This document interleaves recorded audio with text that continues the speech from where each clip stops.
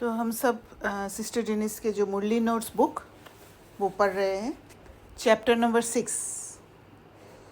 How do you know if it is incorporeal God speaking? There is an important aphorism that is also a spiritual law. When you rise, everyone else rises, and when you fall, everyone else falls. That means you souls who take 84 births are leaders, taking everyone around the cycle. Whatever is your stage, everyone else follows that, whether it is rising or declining. Now you are in the confluence age and rising fast from the very lowest to the highest. Baba begins with the 3 stories: the story of immortality, the story of true Narayan, and the story of the third eye. All are the same story. The point and soul of this Murli is incorporeal God, not a human being, not even a deity is talking to you. This Murli is about focusing on the reality that incorporeal God is speaking here. Baba needs us to change our perspective if we want to perceive that it is incorporeal God who has entered the body of Brahma Baba and is speaking through his mouth. You listen to him in soul consciousness. In front of you is not a human being. You can see the form of Brahma Baba, which is a human being. But the one talking to you has adopted the body of Brahma. This is the one you focus on. That means you have yoga with or concentrate on the one who is actually talking to you. It is difficult for a human being to conceptualize someone who is not a human being. This entire Murli is about developing the capacity to conceptualize, to see with the third eye, the inner eye, that the one talking to you is the bodiless one, the incorporeal Father. तो ये एक बड़ा shift जो बाहर से senses द्वारा perceive करना और फिर बियॉन्ड सेंस परसेप्शन में जाके बाबा को पहचाना. There are 3 words: निराकार, आकार and साकार. As you know, these are called Sakar Murlis. Sakar means with a physical body. Akar means with a subtle body. And Nirakar means without a body at all. Contrary to conventional Hindu belief, Nirakar does not imply that God has no form. नाम रूप से न्यारा कहते हैं जो. He says he has the form of a point of light. From the perspective of geometry, a point is defined as having no length, no width, no height, no depth. It has no dimensions. This is the reasoning that demonstrates God is both incorporeal and has a form. The soul is likewise. The soul is a point of light, incorporeal, operating through a body. People are body conscious and believe they are bodies. In spiritual gatherings, they see a human teacher, Pandit, or Guru. It is human beings, identified by the name of the body, speaking of religious matters to other human beings. But the term Shiv is the permanent name of the Supreme Soul, which is why he is called Sada Shiv. meaning his name Shiv is perpetual. Every time a human soul reincarnates, there is a change of body and a change of name. Shiv Baba enters the body of Brahma to talk to us for the purpose of educating and purifying us. Shiv Baba is the only one who can purify anyone. तो जो ये knowledge मिल रहा है, इस knowledge द्वारा हमारा जो perception elevate होने के कारण जो लो परसेप्शन वाली बातें छोड़ते हैं तो उसके हिसाब से प्यूरिफिकेशन होता है. Shiv Baba is the only one who can purify anyone. Among the BKs listening to the Murli, some are true Brahmins and some are not following the ways of a Brahmin. The Brahmins will then become deities. People are used to sense perception as the only way to perceive what is real. कर्मेंद्रियों द्वारा, स्थूल कर्मेंद्रियों द्वारा समझना. It is difficult for them to become conscious of or conceptualize non-physical reality. Baba instructs us to be Manmanabhav. That means perceive the mind of God with your mind. This mantra enables you to shift out of body consciousness. Be aware of yourself as a soul. Then you can appreciate, recognize, and understand that it is the incorporeal Supreme Father who is talking to you. Through that, you understand who you are. You are able to become pure, and He can then take you to the golden age via the soul world. There is a big section in this Murli of the description of the cycle and the process around the cycle. It is a state of decline from the very beginning until the end of the cycle. The only time of rising or evolution is the confluence age. At this time, you become Brahmins and you rise because you follow Srimad. So following Srimad, following Baba's direction, वो सबसे important है. Baba has created the sacrificial fire of the imperishable knowledge, in which the horse is sacrificed to attain sovereignty. The horse is your body. Sovereignty means independence. This knowledge is called imperishable, meaning it is true, unchangeable, and cannot be disapproved. The knowledge is given to us in the circumstances of the sacrificial fire, the यज्ञ. तो knowledge को imperishable कहा गया है क्योंकि वो सत्य है. उसको थोड़ा सा भी चेंज कर दिया तो फिर वो सत्यता नहीं रहेगा, इसलिए वो अनचेंजेबल है. और डिसप्रूव्ड भी नहीं कर सकते.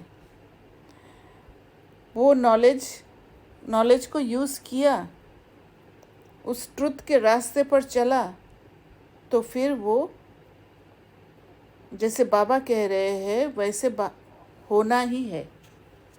कोई उसको चेंज नहीं कर सकते हैं. It forms the context in which you surrender and sacrifice everything of yours in order to achieve everything that can be achieved.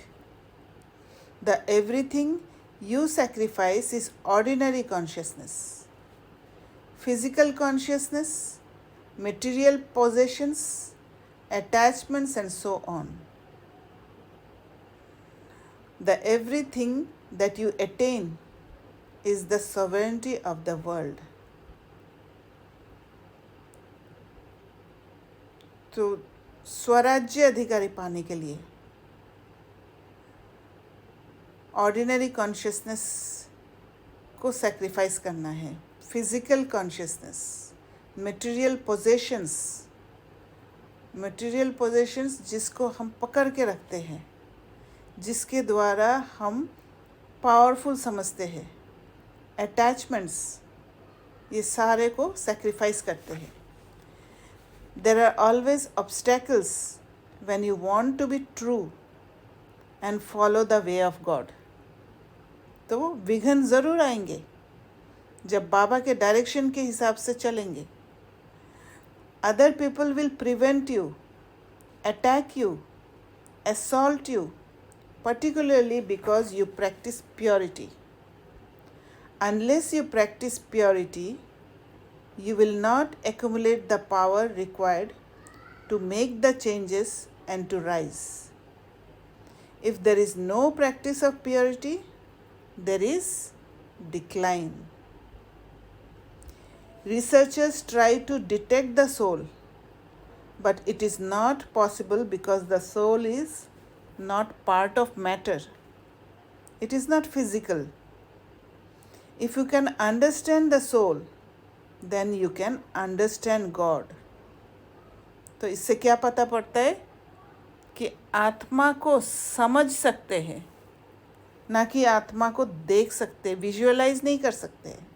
Visualise करना माना इमेजिन करना. Religious Hindus believe either that the souls are part of God or that God is brighter than 1,000 suns. जो science वाले कहते हैं कि big bang, they make God into something big because they cannot imagine that someone great could also be small, but you can understand this. Actually perception ही ऐसे हो रखा है कि जो बड़े होते हैं वो बड़ा माना कुछ बहुत ह्यूज सा कुछ होगा, छोटा दिखने वाला कोई भी चीज़ बड़ा नहीं हो सकता. ये परसेप्शन हो रखा है, ये कंडीशनिंग हो रखा है. Shiv Baba discusses how the incorporeal supreme soul must come into the body of another because he does not have his own body. He chooses the body of that human soul who had reached the highest status of Narayan and who after 84 births became an ordinary man. Shiv Baba selected him and gave him the name Brahma because the character Brahma is the one through whom the creation takes place. The new creation is established through knowledge. इसलिए ब्रह्मा बाबा द्वारा knowledge देते हैं और सबसे पहले ब्रह्मा बाबा को knowledge दिया. Importantly Shiv Baba has to come to our level to speak to us in words with sound so that we can hear it through our ears and process it in our minds and intellects, understand it and act upon it. क्योंकि हमारे अंदर वो capacity नहीं है कि झट से वो सटल एनर्जी को समझे, वो सटल बातों को कैच कर पाए.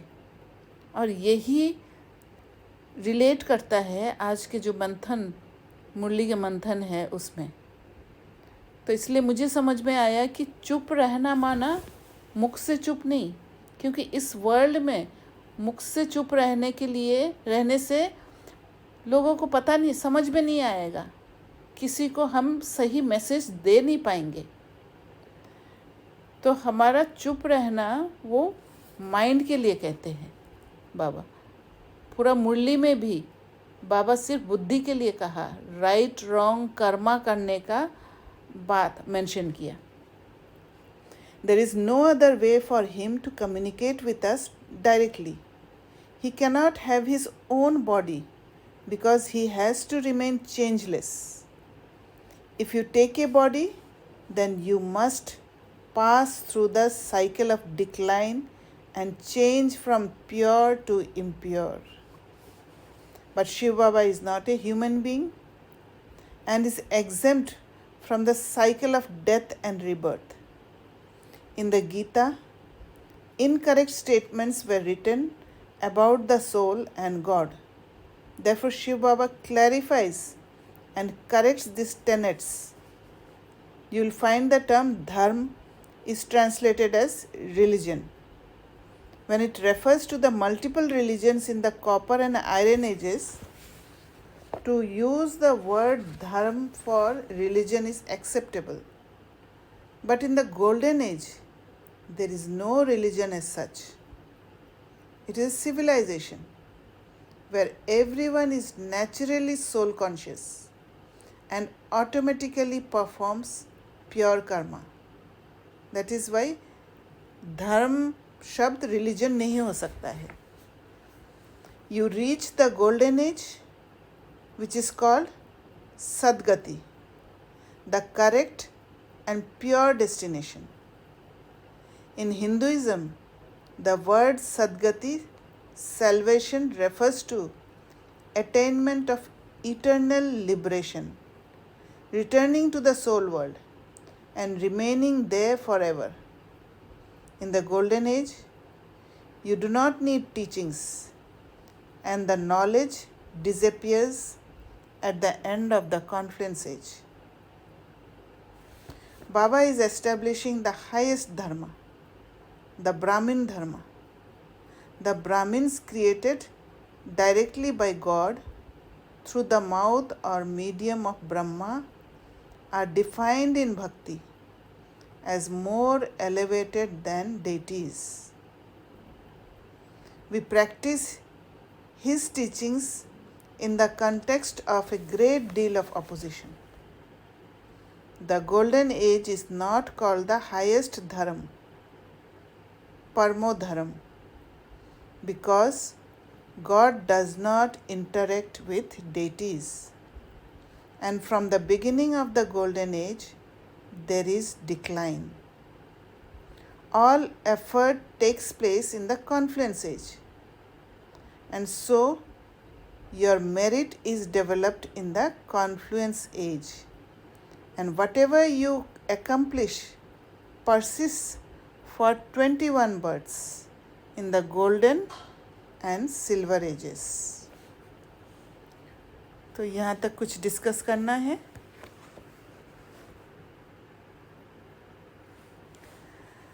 Baba compares birth in the golden age with birth in the iron age. In the golden age, birth is definitely through the womb, but there is no labor pain, no difficulty, no karmic accounts to settle. Whereas in the iron age, there is a lot of pain involved in birth. It is usually traumatic for the mother and for the baby. While in the womb, through the subtle body of his previous birth, in the embryo, the soul experiences visions and punishments for any negative karma done in that previous birth. This is why the womb is called a jail in the iron age. Baba says everything will be destroyed. Change your consciousness and realize that all your people, places, and things will go. Develop the eye that can perceive God and can perceive that you are going to the golden age via the soul world. तो बाबा का जो दृष्टि है और जो दृष्टि हमें दे रहे हैं वो अनलिमिटेड दृष्टि दे रहे हैं. वहाँ पर कोई लिमिट नहीं है. जैसे पिछले वाला पैराग्राफ में बोला है कि रिलीजन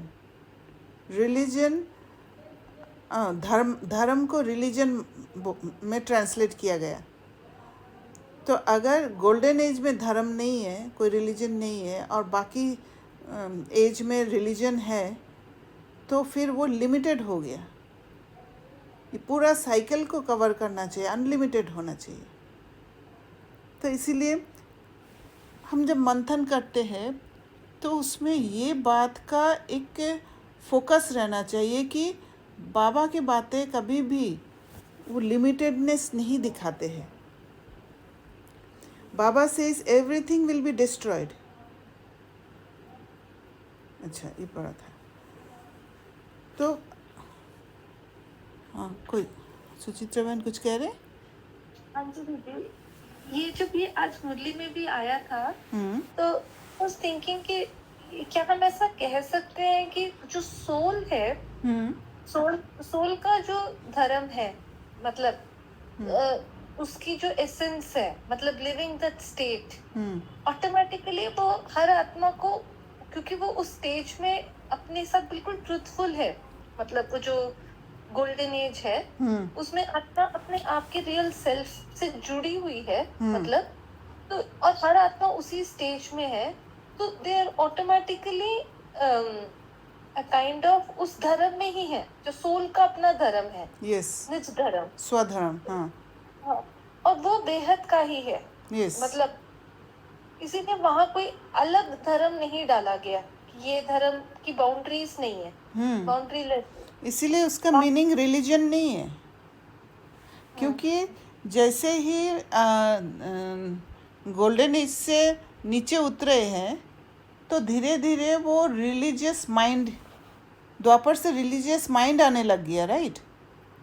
और उसी हिसाब से रिलीजन, धर्म को रिलीजन में रिलीजन परसीव किया गया है।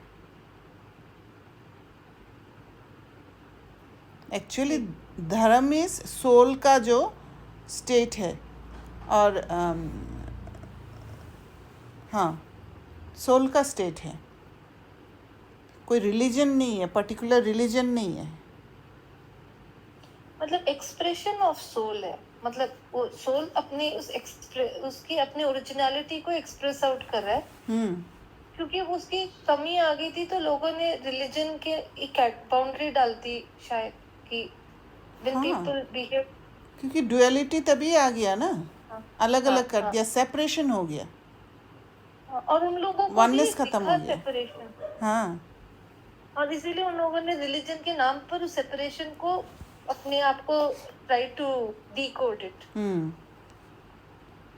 फिर वो क्योंकि रिलीजन जब तक नहीं आएगा वो सुपीरियर इन्फीरियर कंसेप्ट भी नहीं आएगा, तो रिलीजन आते ही सुपीरियरिटी और इन्फीरियरिटी का कंसेप्ट आने लग गया।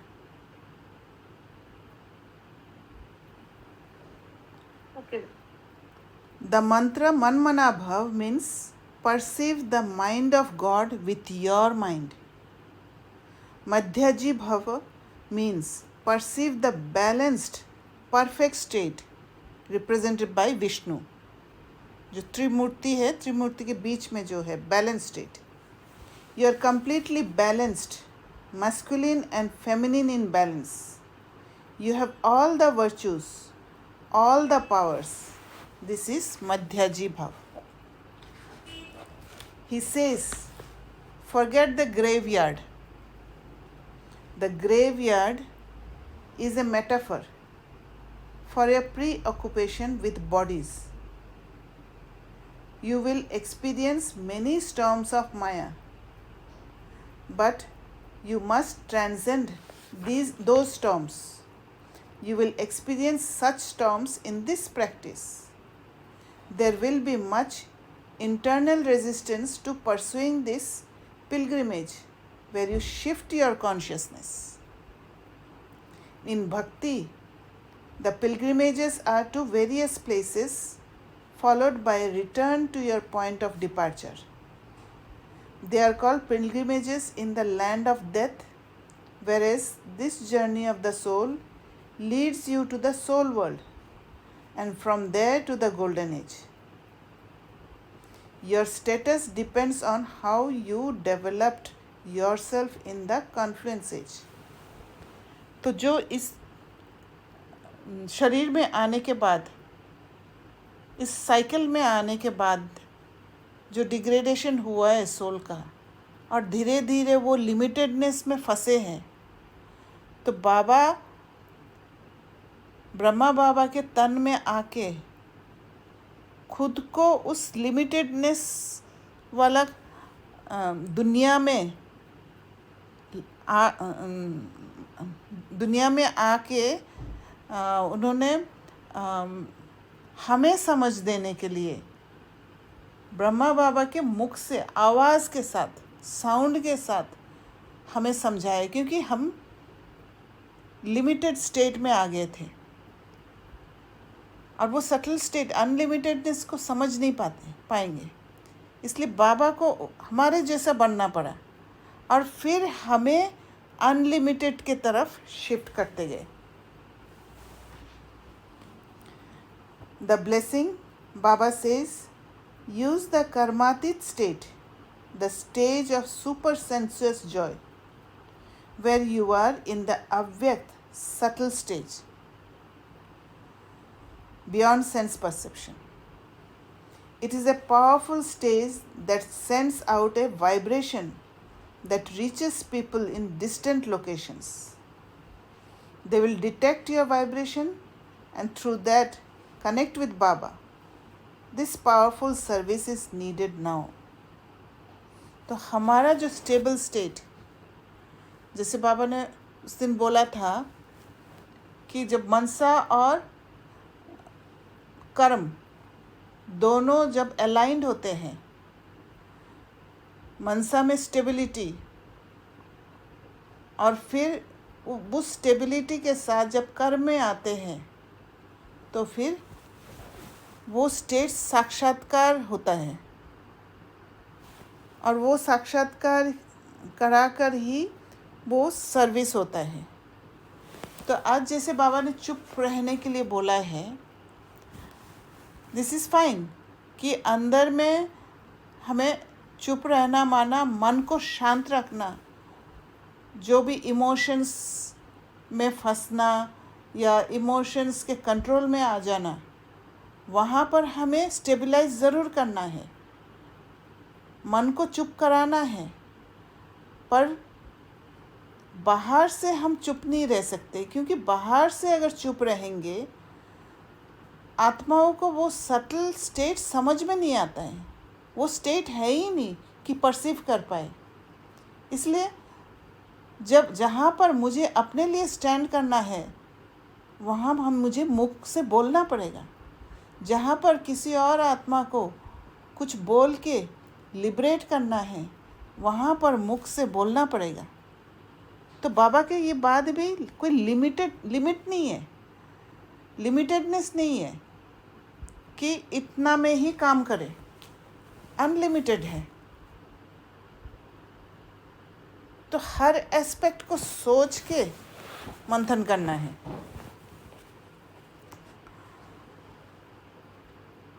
तो चैप्टर 6 ख़त्म हो गया है, तो इसमें कुछ डिस्कस करना है। लगाना, इसी को ही थोड़ा सा और क्लियर करा दे। हाँ, जैसे बाबा कहते हैं कि बेहद का दृष्टि रखो, तो बेहद माना अनलिमिटेडनेस। जैसे आज बाबा ने चुप रहने के लिए बोला है, तो अगर हम हर एस्पेक्ट को देखें, अंदर मन को चुप कराना, मन को शांत रखना, मन को इमोशंस के कंट्रोल में आने ना देना, वो एक चुप रहना है, इनर चुप रहना। एक बाहर से चुप रहना माना मुख को बंद रखना। हाँ, वो मुख को बंद रखने से भी वो सारे चीज़ अनुभव होता है। एक बाहर से पीस दिखाई देता है, एक बाहर से वो सेंसेस द्वारा दिखता है कि बाहर पीस है। बाहर मैंने कोई हलचल पैदा नहीं किया मुख से कुछ बोल के, या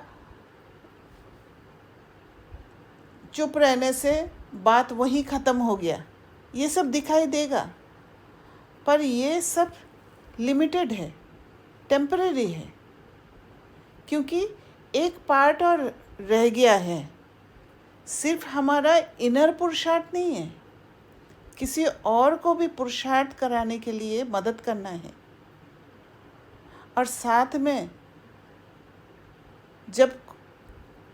जहाँ पर हमें खुद के लिए स्टैंड करना है, वहाँ पर सिर्फ मैं स्वयं को प्रोटेक्ट नहीं करती हूँ, पर जो भी सीन है, उस सीन में जो भी जिस भी आत्मा का पार्ट है, उस आत्मा को भी लिबरेट कर रही हूँ साथ में। तो ये जो चुप रहना वाला बात सिर्फ उस पार्ट में काम नहीं करता है कि चुप रहने से सिचुएशन वहीं पर ख़त्म हो जाएगा, या सिचुएशन में कोई ऐसे छोटा सा सिचुएशन वो बड़ा नहीं होगा, या रिलेशन ख़राब नहीं होगा, इतना तक ही नहीं है। पर बाबा के जो महावाक्य है उसको पूरी तरह देख पाना, जैसे दीदी ने कहा कि साइक्लिकल थिंकिंग,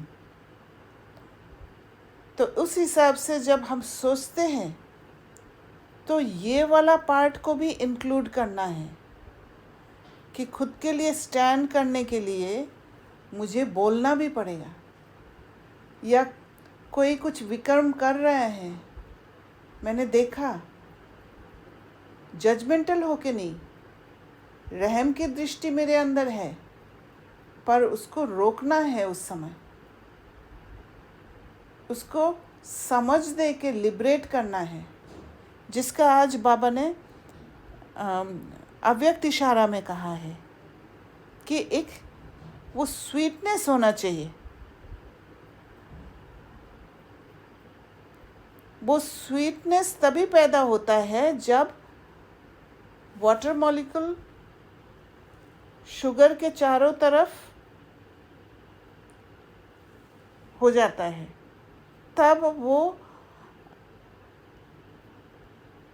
शुगर जो है वो एक स्टेबिलिटी तक पहुंचता है और फिर वो फ्लो करने लायक होता है। क्योंकि अगर फ्लो नहीं करेगा तो फिर वो जो जिस चीज़ को शुगर कोटिंग दे के मीठा बनाना है वो फिर मीठा नहीं होगा, क्योंकि वहाँ पर जेंटलनेस नहीं होगा, ह्यूमिलिटी नहीं होगा। तो इसलिए जब कोई बात को रखना होता है तो साथ में नम्र भाव, नम्रता होना बहुत ज़रूरी है, जिससे जो मैसेज आप देना चाह रहे हो वो मैसेज शुद्ध वातावरण साथ में होने के कारण वो मधुरता का जो क्वालिटी है वो सामने वाला सोल तक पहुंच पाए और उस आत्मा को वो मिठास महसूस हो, ना कि वो वर्ड्स हार्श लगे उनको।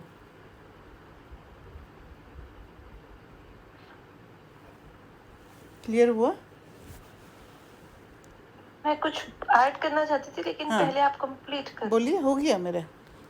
ओके, मेरे इसमें ना दो बातें हैं। पहला था चुप रहना, तो और फिर अगला लाइन बाबा बता रहे थे कि बाप से वर्षा लेना।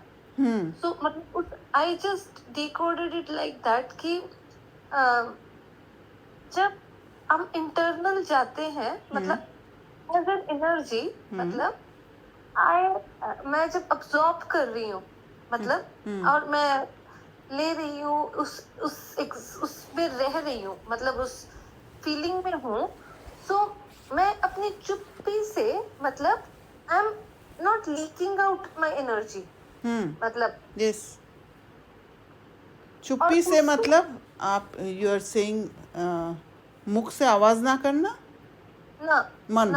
मन के लिए करे। मन के लिए बोल रहे कि आप जैसे कह रहे थे अनलिमिटेड में जाओ, तो यही अनलिमिटेड वाली सोच ही सुबह भी ली थी कि लीक नहीं करना एनर्जी को, बिकॉज ये बाबा का जो वर्षा है, मतलब अनलिमिटेड, उसकी भी शक्ति बहुत चाहिए, मतलब you have to preserve your energies, not to let it everywhere.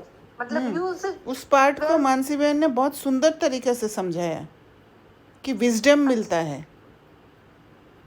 Right? Okay. आपने नहीं पढ़े होंगे, विजडम मिलता है, पर विजडम को यूज भी करना होता है और उसके लिए मुख से आवाज करना पड़ेगा.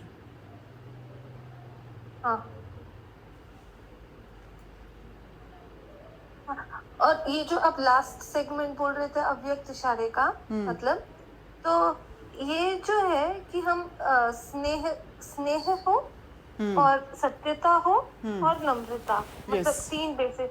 तो जब आप बोल रहे थे वाटर मॉलिक्यूल्स और शुगर, तो मतलब फ्लोइंग, तो जैसे स्नेह मेक्स इट फ्लो, है ना?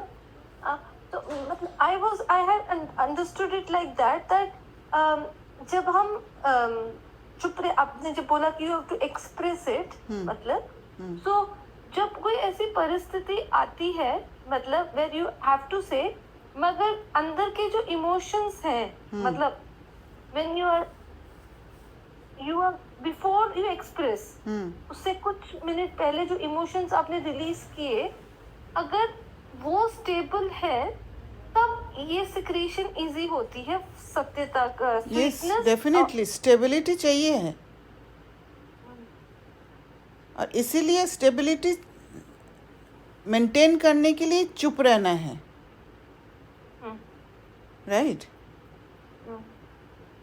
तब जाके वो मिठास बाहर निकलेगा. जैसे मानसी बहन ने लिखा है, रिफ्लेक्शन है, अंदर का रिफ्लेक्शन बाहर होता है. ओके. तो अंदर का स्टेट, जो अंदर का जो कैलिब्रेशन करते हैं, अगर थोड़ा सा भी इम्बैलेंस है उसको बैलेंस कर देना और फिर बैलेंस करके फिर जब उस बात को रखते हैं सामने, तब उस आत्मा को तीर लग जाता है.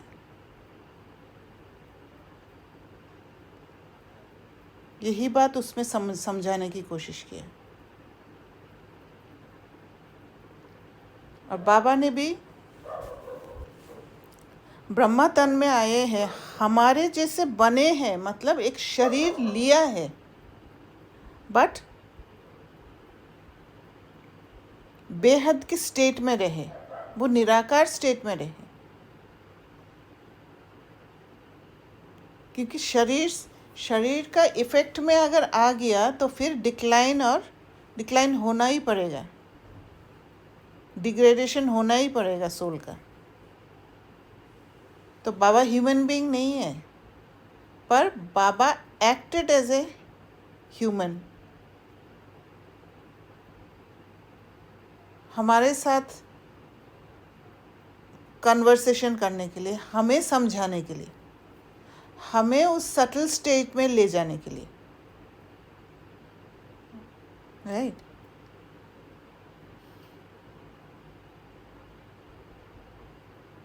इसलिए ये ट्रुथ है, वो इम्पेरिशेबल है, ये नॉलेज इम्पेरिशेबल है, अनचेंजेबल है.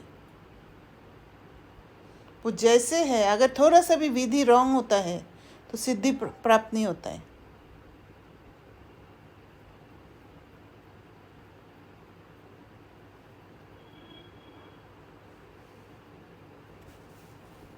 जो ये बात है ना चुप रहो वाला, हाँ.